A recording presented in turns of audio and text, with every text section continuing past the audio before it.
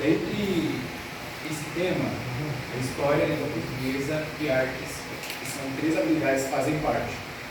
Então, escolhemos esse tema como um projeto, um plano de aula de um professor, que é um furação de orelha. Furação de orelha é o conhecimento que é passado de geração em geração pelo povo chavante aos mais jovens, né?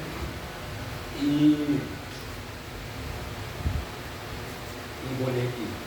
nos dias atuais, essa nova geração agora, o povo chavante, tem a capacidade de registrar essas histórias sobre a cultura na escrita, fazendo pesquisa, entrevistando alguns anciões e aprofundar mais, e assim registrá-las.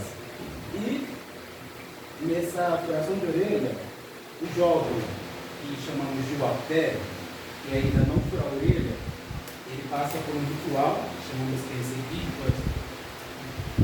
passagem de jovem para adulto, que é a furação de orelha, no qual, quando chegar essa etapa de furação de orelha, ele fura a orelha e, resumidamente, e na terceira etapa, após o ritual da furação de orelha, os jovens se pintam, que é representado por essa figura aqui, ó.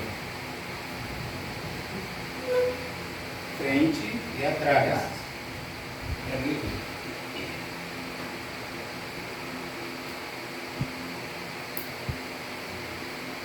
Eu acho que só.